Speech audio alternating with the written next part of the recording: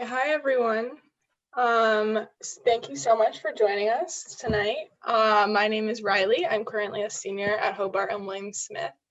I study biology, environmental studies, and Africana studies. And today we're joined by Dean Kaenzig, the Dean of William Smith College, and Dean Mink, Dean at Hobart College. So tonight I'm just going to give you a quick introduction of myself, some of the things that I do, and then they're going to talk about the role of the deans and some of the work that they do here at the colleges. So like I mentioned, I study biology, environmental studies, and Africana studies. In addition to that, I've been a member of the William Smith soccer team for the last 4 years. I'm involved with environmental research.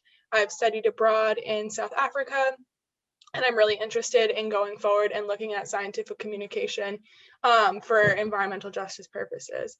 So I'm really excited today to hear more from Dean Kaenzig and Dean Mink.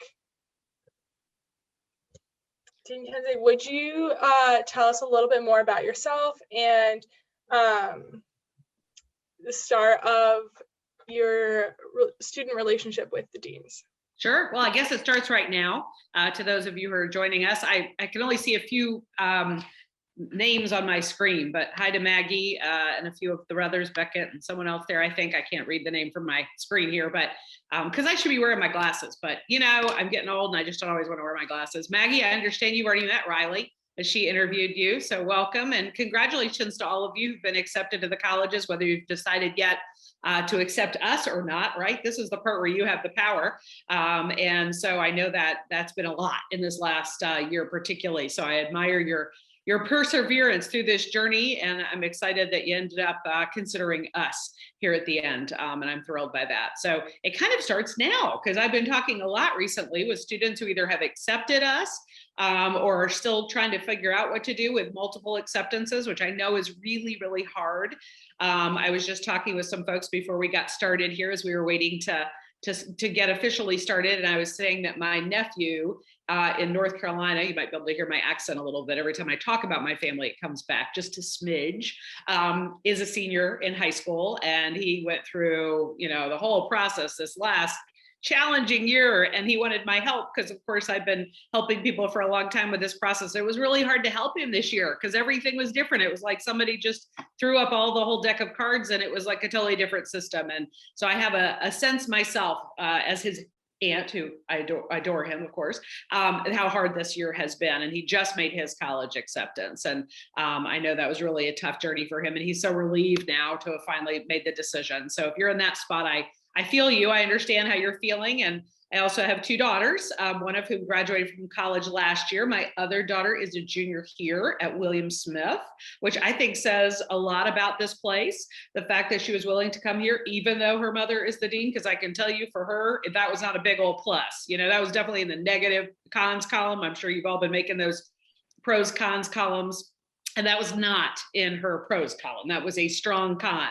So the colleges clearly were somewhere that she wanted to come, even though her mother is the dean of the college. And I try to stay, as Riley knows, and most of the students who are here know, way out of her way and her business. And she's had a great experience here. But so I have a little sense of how you feel. And I know that this is kind of when you start really thinking about, whoa, these are the people I might be talking with. These are the people who might end up being friends with me. This might be the person who's my dean next year. And so this is where it really starts. This is kind of the beginning for both of us.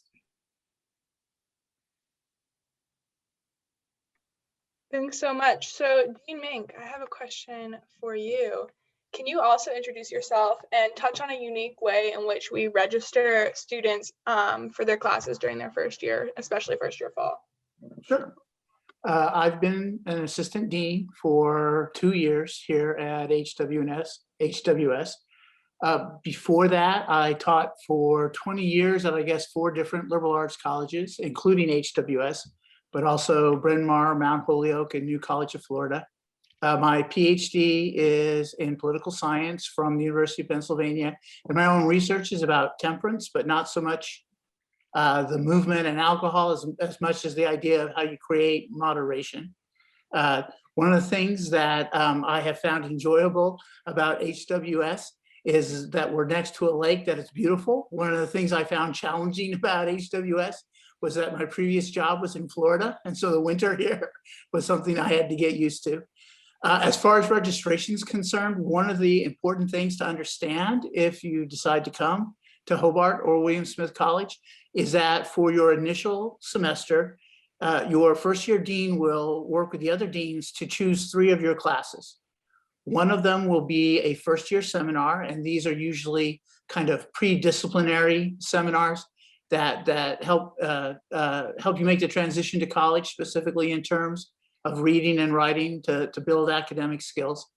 The other 2 classes will be chosen from your academic interest report. And so one of the most important things that you can do is that if you decide to come to HWS and you go onto the portal and begin to fill out the academic interest report, is that you really carefully think about what you liked about high school, what classes you liked. There will be a list of college classes that we will ask, are you interested in these particular kinds of classes? And some students just give us the list, but the students who I feel as though we do the best with often are given the chance to then explain why they've put classes on that list. And in that way, we kind of see what your interests are and also what kind of teaching may be a better fit for you. Awesome. Thanks so much. So switching gears a little bit to something exciting is orientation. That's something I always get a whole bunch of questions about, and is a way that a lot of people meet the deans during their first year. So Dean Kaenzig, would you talk a little bit about what orientation looks like, maybe what it's going to look like in this upcoming year, and tell us a little bit about yourself as well. Yeah, I'm so sorry. I completely forgot to do that earlier. I got so focused on all of you and how it's feeling for all of you. I completely forgot about that part. So this is my end of my 18th year in the dean's office here at the colleges. And I've been a class dean and had a lot of different roles here. And honestly, what's kept me in it is all of you. So that's probably why I completely forgot to tell you anything about myself. So again, I've been here 18 years and I live here in Geneva, not even a mile from the colleges. And while my children were growing up, they had a lot of William Smith students as babysitters, for which I'm grateful. Now all those people are grown and have their own kids. And before I came to Geneva, I actually worked in Washington, D.C. in politics. I worked for several places on the Hill, on Capitol Hill, and also for the National Governors Association. And I've also chaired the board of several national organizations for women's leadership in the country, including PLEN, which is the Public Leadership Education Network, and is a consortium of colleges all over the country that helps college-age women become involved in the public policy process, whether that's in STEM careers or politics or science or all kinds of public policy, really, the arts and law, you pretty much name it, and they do things to help you get more connected, involved, whether it's in Washington or certainly all over the world. We also have an international policy seminar coming up next month. And if you were here as a student, I'd be heavily recruiting you to get to go to those. And next year, they'll be back in Washington again because things are going to be better, right? And so we are hoping to be able to send you all off to Washington if you're interested in going. And I also write on something that might surprise you, having only listened to me talk for a few minutes, but one of my areas of research expertise is actually on introversion. I got my PhD at the College of William and Mary in Virginia in educational policy. And something I became very interested in there is introverts and the way that introverts and extroverts interact. And that I am the only person that I'm aware of in the entire world who does research on introverts that definitely self-identifies as an extrovert. So I'm weird that way. I'm cited in this book called Quiet. And if you're at all interested in introversion, I could talk your ear off about it and you would listen well, because that means you're probably an introvert. And I'm cited in there. And when all my colleagues saw that book come out about 10 years ago, they couldn't believe it was the same person, even though I have a pretty unique name, Lisa Kaenzig. The Kaenzig part's pretty unusual. And they thought that cannot possibly be the person I know who is such a talker, right? Such an extrovert. But in fact, it really interests me to learn more about people who are different than me. And so orientation is one of my favorite days of the entire year because I get to meet all of you. And I know that you are going to bring me all kinds of new things about yourself that are different from how I am. And I love that. I rarely meet anyone who's just like I am. And I'm so glad for it because truly we only need one of each of us in the world, right? And I remember vividly meeting Riley during preseason soccer. talker. And that's a whole story unto itself, which we can tell you. If you come here, you'll get to hear that story. And I've gotten to know her, of course, very, very well throughout her time here. And so orientation is fun. And it's like it's like the gates of Disney World, honestly. We put on quite a show here, and it's a lot of fun. And you get to do some things with your family and some things separately. And you get to meet your first year seminar professor. Dean Mink was just telling you about that first year seminar. And he was talking about the academic preference form, and you get that. So if you decide to come here in early May, you'll get a whole slew of emails from us, of course, and you fill out this form electronically, and you get to read all about the 30 plus first year seminar choices, and you get to rank order which ones are interesting to you. And so you put the list together, and then you tell us if there's one that, you know, often you all write things like, oh my gosh, I'll never make it if I don't have the Harry Potter seminar. You don't understand how critical this is to my life. And so write about that a little bit. And we try really hard to give you your first choice or one of your top choices. And like he was saying, also the other courses. So by the time you get here at orientation, you're already in 3 of your 4 courses. I know it feels hard to believe because in high school you have like 6, 7, 8, 9 courses, right? Each semester or each marking period, I guess. Here you'll have 4 courses a semester. It's a huge relief and a whole lot of time to be thinking about them and reading about them and talking with friends and other people about them. And so that first year seminar is one of them, and then 3 other courses. And we in the dean's office will literally handcraft your schedule over the summer. And as Dean Mink was saying so well, we think about not just the courses that you might need for your interests, but the kind of faculty who might be a good fit for you. You heard Dean Mink talking about having taught political science here, and he taught a section several years in a row of Intro to Political Science, but it was often multiple faculty teaching. So I would kind of really read those forums that you all would send me and think, oh, who would be a good fit with him as a professor? Who might be a good fit with this other person who is also teaching that same course? And that's true in biology and chemistry and philosophy and all kinds of things. So we're really thinking about not just your fit with the subject, but your fit with the professor, right? And then that first year seminar professor will be your advisor, and you meet with them at orientation, and you'll hear from them, and you'll have this great conversation. In fact, Dean Mink taught first year seminars, and he was fantastic about it. Absolutely a great advisor and professor. And you get connected with that person over the summer in a bunch of ways, and then you meet with them your very first day of orientation. So right after lunch, you go off and you meet with your seminar and your professor, and your parents go off and meet with people like me who can tell them how to let go and not embarrass you at the goodbye in a few hours from then. And then they leave, your family leaves at the end of the day. And then off we all go together on this great adventure. And so we're together all weekend, and then we start classes on that Monday. And I'm really, really, really thinking that we are going to be fully in person. And that we can kind of be back to whatever our new normal looks like. And you're all going to get vaccinated, of course, and we're all going to be feeling a lot safer here on campus. But you know what? We have run this place with almost everybody here all year, and we have done it really safely. So I have total faith that in the fall, when things are hopefully a whole lot better, we're going to have kids going abroad again, and you're all going to be coming here, and it's going to feel a lot more like what college should really feel like.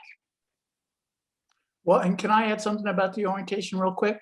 Please. I mean, one of the real big advantages of having your FSEM instructor be your advisor is that this is going to be somebody who's working with you that first semester and can really get a good handle not only on your substantive academic interests, but also on your skill set, what you need to work on to improve, what you may be really great at and don't even realize. And so they're able to kind of bring out and focus your potential in a way as you begin to select classes for your first couple of years that simply having an advisor assigned to you probably wouldn't be able to have that kind of knowledge of you. And then after your second year, you choose your advisor because that's when you declare a major. And that makes all kinds of sense because then those last couple of years, you're going to have somebody who's a substantive expert in that particular field, right? And so those first couple of years, you're kind of finding your voice and you're finding yourself. And those last couple of years, you're saying, I want to be a sociologist. How do I do that? And so you'll have 2 different advisors that are in some ways recognizing in you different ways in which you see yourself and you can move forward. Awesome. Thank you guys so much. And I can just say quickly from personal experience that my first year advisor was awesome, and I got placed in a really well-fitting first year seminar that was all about sustainability, and I went on to do research with the advisor, and someone who's writing me letters of recommendation now that I'm looking for jobs. So there is some methods to the madness. And I loved the first year seminar. I thought it was a great way to transition into college. And so Beckett asked me a question, and I mentioned to everyone in the chat, but please feel free as we're chatting, be casual, ask me questions. We want to make sure we're really answering what everyone wants to hear tonight. And so Beckett asked me, do the deans advise students alongside faculty advisors? So whoever wants to take that can go for it. Yes, we do. In some ways, I think we have kind of we see the minutia, but we also see the longer term picture. And so one of the things about the class dean model is that your class dean will be your dean for all 4 years. So you're not going to get passed off from different deans every time you advance from your first year to your second year to your third year.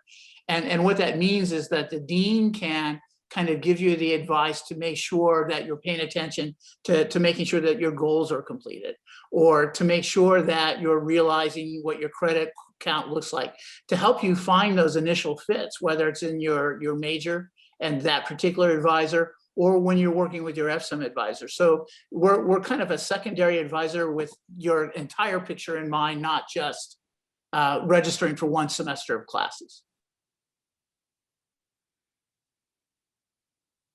Anything to add on that, Dean Kaenzig? No, we just really love talking with all of you. So I really like it when you stop by my office and we just have conversations. Riley knows, she gets sucked into it all the time with me. I'm literally in my office right now. Dean Mink's down the hall for me in his office. So we are literally here. We practically live here. In fact, I even have a couch I have been known to crash on occasion. And we're here, and he does too. Look behind him. He has the coolest couch of all of the deans. So look at his. I mean, that is really neat. So we love talking with you. And, you know, if you come here, you get to sit on my comfy couch, or probably Dean Mink's cow couch there, which I love. And we really like to get to know you. And we get to see you over those 4 years. And I think that's the important thing. Your first year seminar advisor might be the person that ends up being your advisor your whole time if you declare a major in that area, but most of the time they're not. And so you really switch to, you know, someone else who's your major advisor that you usually have had a class with and you really find interesting, but often we help you find that person. So I've often had students, I know Dean Mink has too, who are in my office and talking about something, and I think, oh my gosh, that's what your interests are? You should absolutely go talk with Professor Coles. She just wrote this really cool book and poetry, and this sounds like the thing for you, you know, or, oh my goodness, there's this great professor in chemistry. That's the person. Like, let's get you connected, and we will literally help connect you. I'll pick up the phone and call, which freaks you out, by the way, every time I do that. Like, I'll just pick up the phone and call Professor to Dennis. You're like, oh, no, don't do that. Don't do that. You know, I'm like, well, I'm not going to put you on the phone because I know none of you like to talk on the phone with anyone, including my own children with me. So don't freak out, you know, but let's get you connected, and I'll let them know that you're going to reach out over email. Okay. But we are really, and this is true, even though Dean Mink and no one could possibly be as extrovert as I am, we really are very ferociously friendly here. We really want to know you and help you. And Dean Mink came here to be a faculty member and stayed to be a dean. And I certainly came here to be a dean because we get to know all of you. We get to know your names. We really want to know who you are. And I will try, I promise very hard, if you are an introvert, you want to come talk to me, just let me know that ahead of time so I don't completely overwhelm you with all of my, you know, intense energy that I obviously have. And Dean Mink is much more chill than me. Actually, I think everyone on the floor is more chill than me. So if you're more of that kind of a person, you can kind of pick who you'd like to chat with. And often students get to know more than one of us. You know, they might come in as like Dean Mapstone's going to be the dean for first year Hobart students this year. And you might just love him, which you will, of course, but then you're like, oh my gosh, I remember Dean Kaenzig was on this talk about introverts. And I'm really interested in that. I want to go down and talk with her. We'd love to talk with you. So you can have relationships with all of us plus your academic advisors. And then we have something called PeopleSoft, which is kind of our system of where you register for classes. And you'll learn all this stuff this summer if you're coming here. But in there, it literally lists your advisor and your dean. So all of that's in there. And so we're able to kind of track your progress towards your degree, make sure you're fulfilling all the requirements just like your advisors are. Awesome. So kind of right on track with this, we got a question from Maggie. You mentioned that Dean Mapstone is going to be the first year dean next year. Can you talk a little bit more about the process of how do we know who your dean is going to be? How does that get assigned? And what does that system kind of look like? Because we've mentioned Dean Kaenzig is the dean of William Smith and Dean Mink is an assistant dean of Hobart. So what does that layout actually mean? Well, so when you come to Hobart or William Smith, you'll be assigned a class dean. And like I said, those deans will follow you for your entire time here. And so for Hobart College next year, the first year class dean is going to be David Mapstone. And for William Smith students, it will be Lisa Salter. But as Dean Kaenzig said, really the relationships often go much beyond what was the originally assigned class dean. And so I have students that are William Smith students. I have students that arrived during one of David Mapstone's years. He has many of my students. It's really working with someone you find a connection with, and often multiple connections. But for the first year students of next year, the two class deans will be David Mapstone and Lisa Salter. And they're awesome. Absolutely awesome. All right, so circling back a little bit, we were talking about orientation that happens, which is an awesome school-wide event. And the dean's office actually hosts some special events every year. Can we talk about what those look like, what's special between Hobart and William Smith, and potentially any events that are held together? I can start with a few of the kind of special Hobart events. Each of the college has their own matriculation, which occurs during orientation weekend, and that's when you officially become a member of your college. It used to be that, and I think, are we doing this with electronic signatures now? It used to be we had a book that you signed. And so literally to matriculate was to become part of the book. It was that you recorded your intention to get a degree at that college. The pandemic, of course, last year made that not possible. But usually we end the weekend then with a ceremony that kind of celebrates the fact that, I don't know, I always like to tell students, the fact that your soul is now mine, right, for the next 4 years, because you've signed your life away. But that's kind of how we begin the year. For us, near the end of the year, we have Charter Day, which is a celebration of the founding of Hobart College. And that usually includes probably the worst reenactment I've ever seen, because each dean has to kind of give their version of what Hobart had said when he decided to found the college. But the best part of it is then we all walk to the chapel where we celebrate the truly amazing Hobart seniors. And so we give a number of awards specifically for both academics and student leadership. And that is really just one of my favorite days of the entire year. In between that, we have different kinds of events. We have a Bampton House, which is for our honor students or our student leaders. And we often will have, usually twice a year, some sort of a dinner. Again, this year we weren't able to do it because of the pandemic, but one is usually a kind of a fireside chat with the dean of Hobart College. And another is we try to bring in a speaker that the honor students that would be interested in. Yeah, and we do some similar things. We also have our own event at orientation to welcome William Smith students, and we now stagger them. So if people want to go to both, they can. We haven't had anybody go to the other one yet, but anybody would be welcome to do that, because of course this is a place where we value the heritage and traditions and the lived experience of female identifying and male identifying people, but we do an awful lot of things together. So, you know, if you don't identify solely in one or the other, you could absolutely come to everything. And that's totally cool. And we're all about that. So I want to make sure that that's clear. While at the same time, we of course have special traditions for each college, and Dean Mink was just referring to some of those. So there's Bampton House, which is the honors house for Hobart there, and that's for upper class students, not incoming first years. And then there's Stewardson, which is the William Smith Honors House.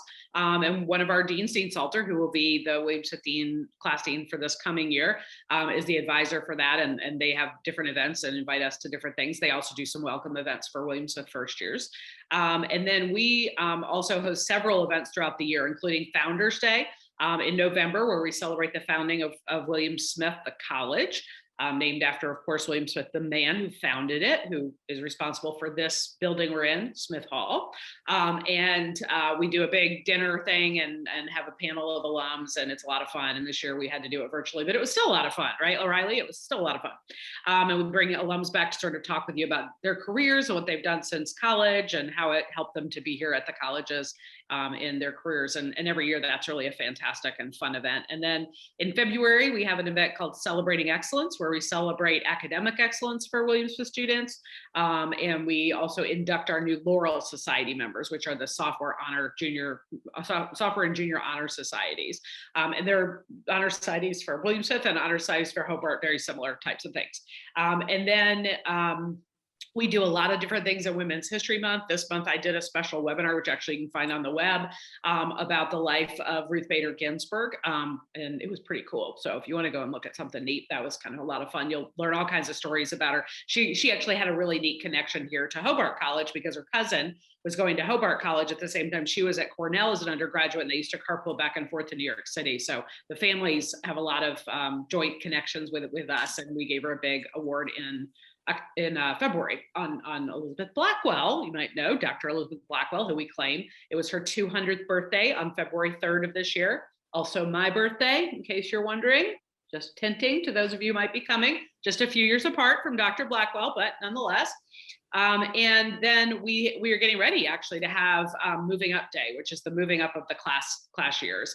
And Hi Timmy I, which is our Williams Senior Honor Society, and Riley is a member of that, are hosting a big day of events next Friday, April 30th for that. So we do a lot of different things. We also usually host, we weren't able to this year, but we usually host a joint event between the dean's offices to help first years think about majors and minors. And a lot of our upper class students come and can talk with you about their majors and why they ended up majoring or minoring in something. So that's an awful lot of fun.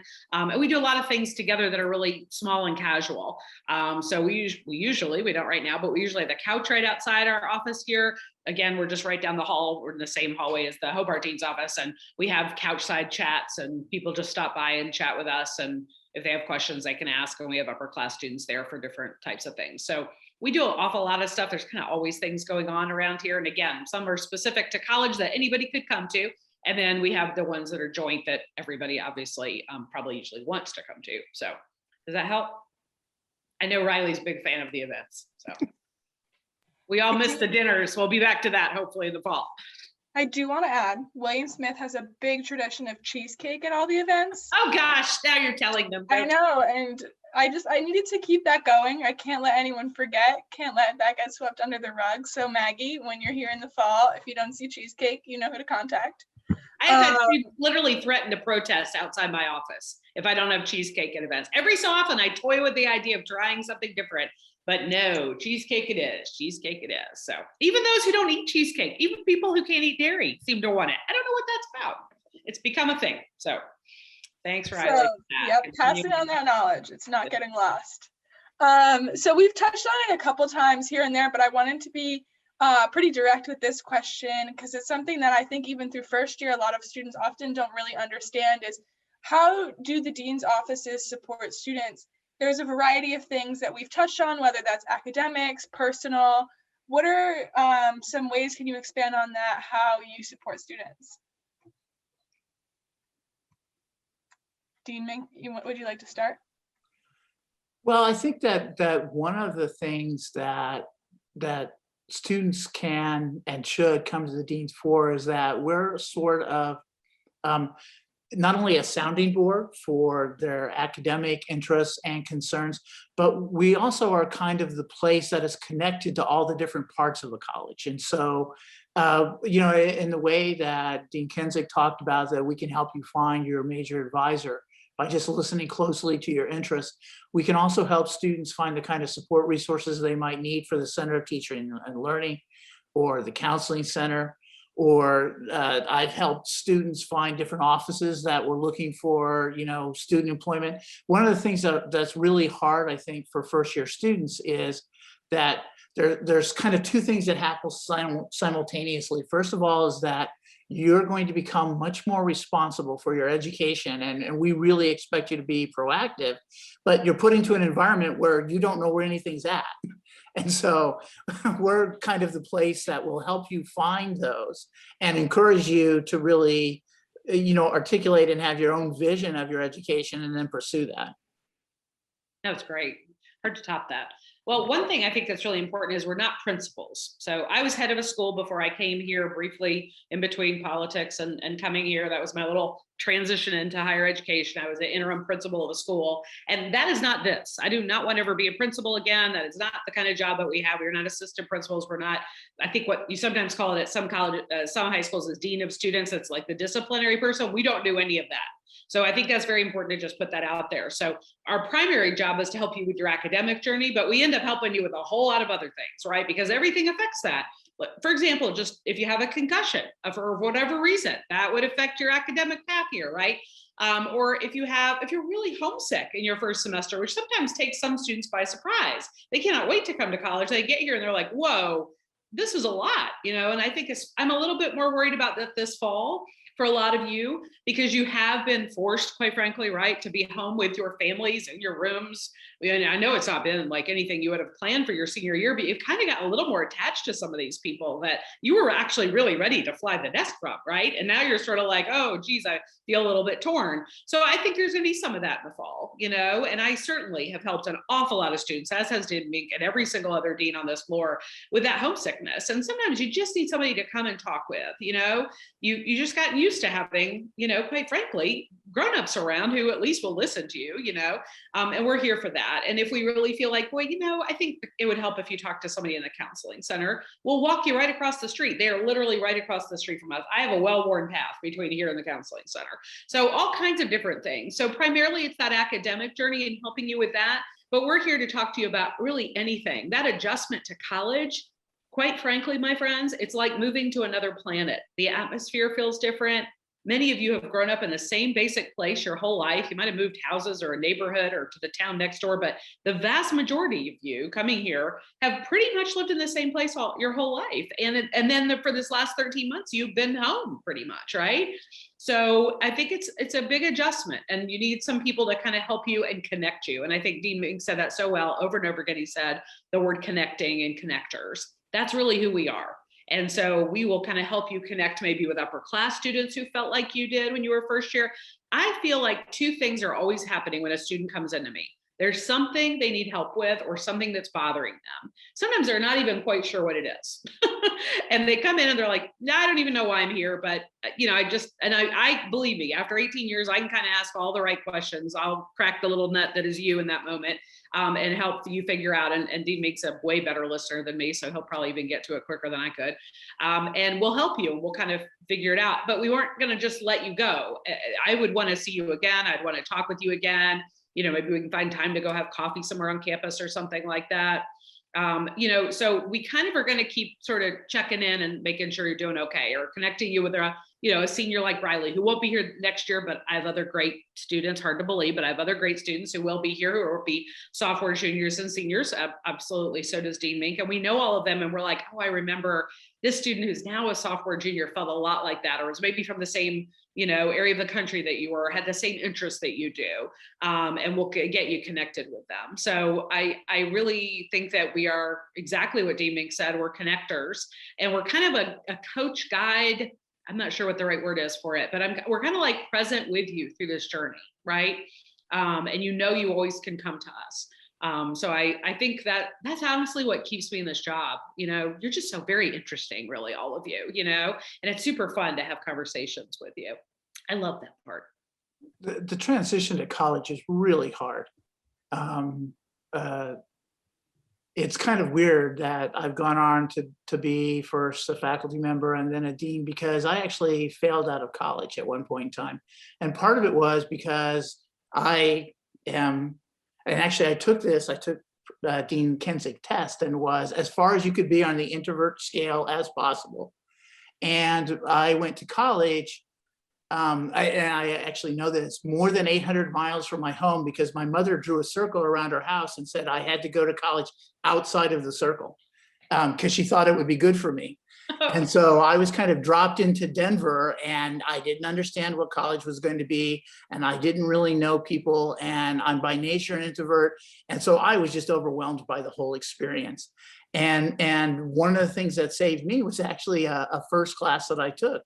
Turned out to be with somebody who was a dean at the University of Denver. He was the dean of the honors college. And so even though he wasn't able to help me immediately, ultimately, he was able to allow me to find the connections and the help I needed. Yeah, from a student perspective, deans are like life advisors. So you have your academic advisors who are really, that's their focus. I've definitely utilized deans as life advisors. So I work in the dean's office. I often answer phones. So if you have a question, call the dean's office. If they can't solve it, they'll send you to someone who will. That's how I like to explain to my friends in a much less eloquent way than we just got from the deans. So I see we have some questions in the chat. If you have any last questions before we wrap up in the next few minutes, please feel free to send them either privately to me or in the chat for everyone. But Beckett just asked about POAP. The deans, do you have any insight on that? What the advantages of that might look like? Dean Mink, you want to start, and I'll add a little bit? Yeah, well, I think it's an absolutely wonderful program. It occurs right before orientation begins. And it's, I don't know how to say it the right way, because I mean, I feel like I'd be some sort of an infomercial. It's kind of like an outdoor adventure, bonding, really trying to find something else about yourself all at the same time. But the students who participate in it swear by it. They love it. Often they want to then become POAP advisors for the next summer. It allows you to kind of begin to meet people and not under the pressure of orientation. Somebody once explained to me that orientation is kind of like the information's coming at you out of a fire hose because there's so much that they're trying to teach you. And POAP gives you a chance, I think, to kind of more gently and in some ways in a really fun way begin to enter into college.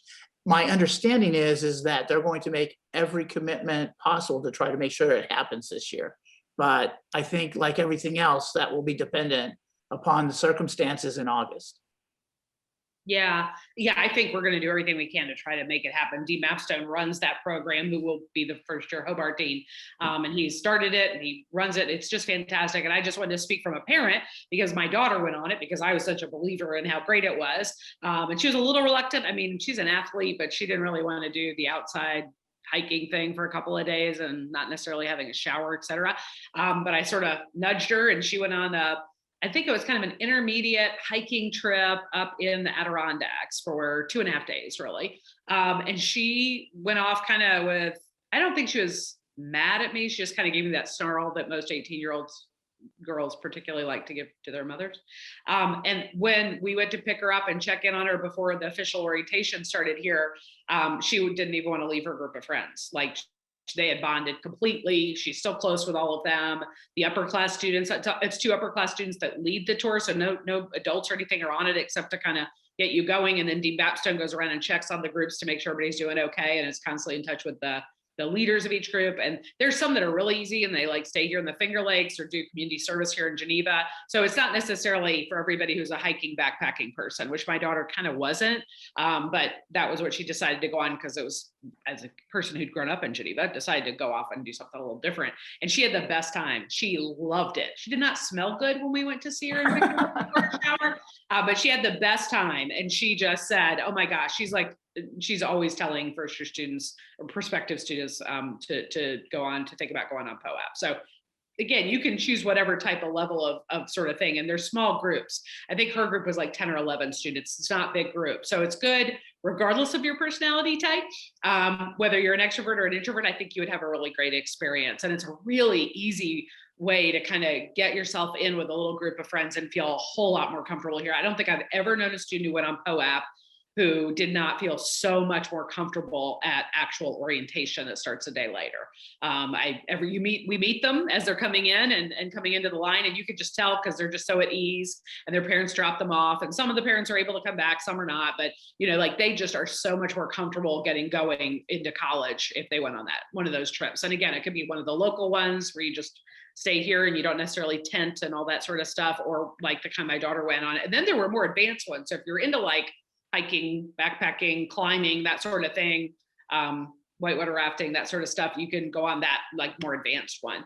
And the dean's office, DMAPs in particular, but any of us really can tell you a lot about all those different trips. So that'll all go up probably on the website in like late May, early June.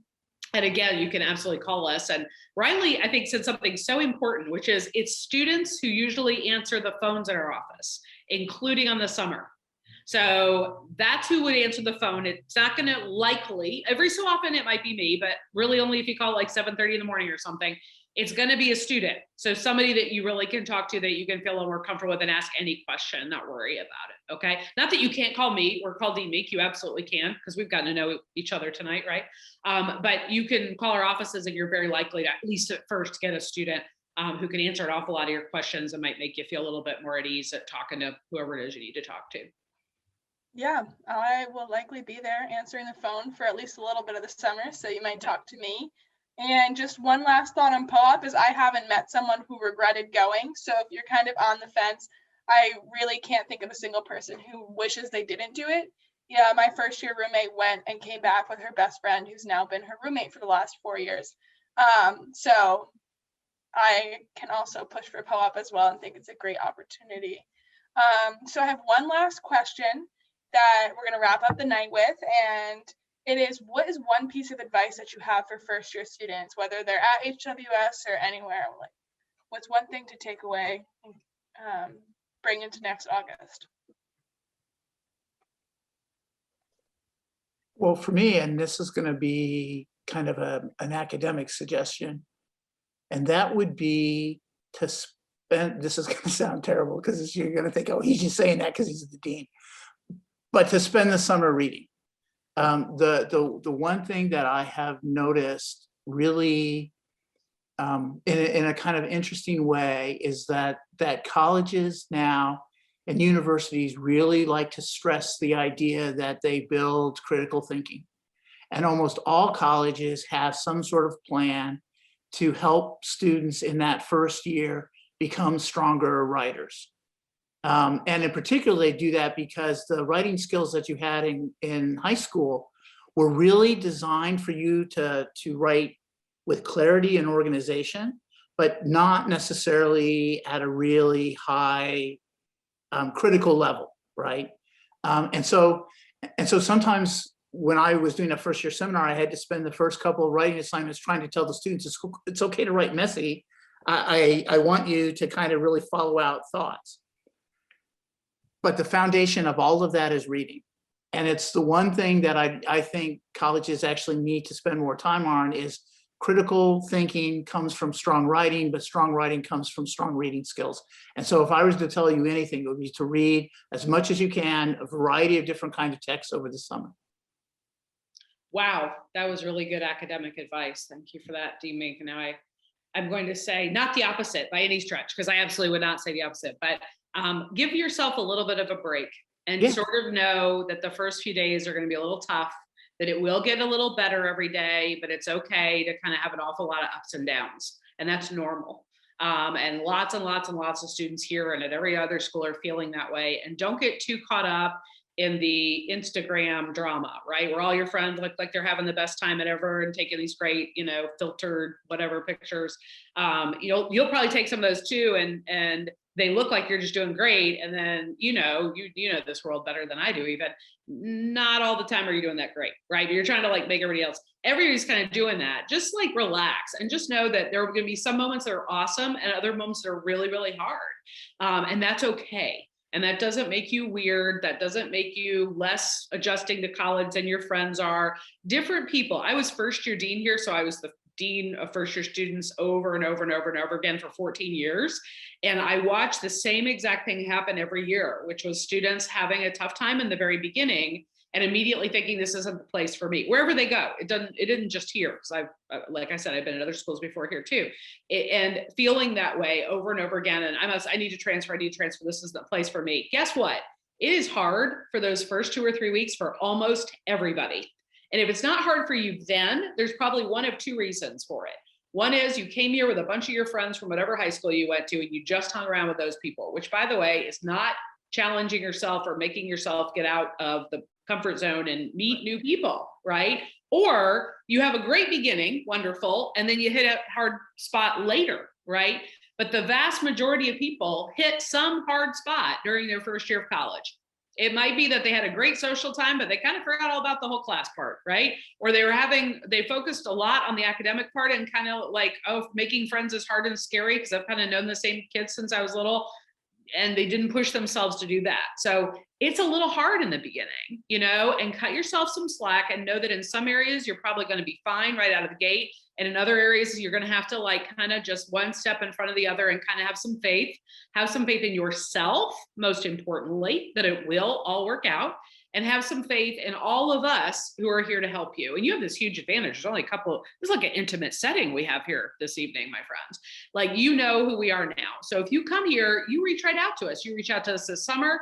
If you want to come visit campus, if you're able to do that, come talk with one of us in person. We'll be around, and when you get here in the fall and something is hard, just reach out to one of us. And of course, you're also welcome to reach out to your class deans, but you met us. We aren't going to be your class deans next fall. It doesn't mean we can't talk to you. We'd be happy to. And so, take advantage of the resources you're hearing about. This is a small place.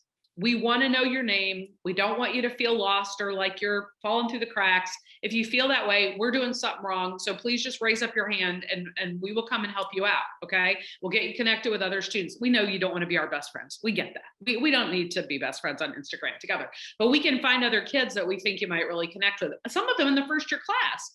I can't tell you how many times in the first week of classes, I meet with like 5, 6, 7 Williamson students, all struggling as first years, all a lot alike. And then I bring them all together for something and they're like, oh, I didn't think there was anyone else like me here. I was sure there was no one else like me here. Guess what? There's some other people who have similar interests to you. So just cut yourself a little slack and know that it's going to be a little tough at the beginning. And this is true whether you go here or you go somewhere else. Look for the people who can help you, right? Just look for that and let them know you're struggling. Send an email, right? You can send it at 3 a.m. I won't see it at 3 a.m, but I will see it when I first get up in the morning and I will write you and we can have a conversation that very day. Okay. So don't struggle and be struggling in any form, whether it's academic or social or otherwise, without letting us know, and get involved in some stuff. One really cool thing about college, you can go to a couple of club meetings and not be committed for the rest of your 4 years like it felt like in high school, right? You show up for something in high school and they're got you and you're signed up and you're in that for 4 years whether you liked it or not. College is not like that. You get to try and sample all kinds of things. In fact, when I think back on my first semester of college, which had its ups and downs, no question, some of the things I liked best would be able to go to a club meeting and sit there and go, this is not the thing for me, but I'm going to sit here, I'm going to be polite, and then I'm never coming back again. And then other things, I'm like, oh, I'm glad I tried this, even though I really had no idea what the name of this thing meant, because this is my thing. Like, and this is where I feel like kind of I found my people, It takes a little time to find your people. Yeah, I can only agree with everything that has been said by Dean Kaenzig and Dean Mink. My only extra thought is accept the help when you're given it, because you are going to need help at some point. So, a lesson that's been learned, Riley. A lesson that's been learned over 4 years. We're working on it, but I just want to thank everyone for spending the evening with us, listening to everything that our deans have to share. And I have shared my email in the chat. Feel free to reach out to me at any point if you want to chat about anything. I love to talk. And I know that Dean Kaenzig and Dean Mink would love to chat as well. So thank you so much for coming. Yep. You can find us on the website. You can just go on to William Smith Deans or Hobart Deans and or put our names in and they'll pop up, or write Riley and she'll give you our contact information. Either of us would be happy to talk to you at any point in time. So, and I hope we see you here in the fall. Thanks. All right, good night, everyone. Good night. Bye. Thank you.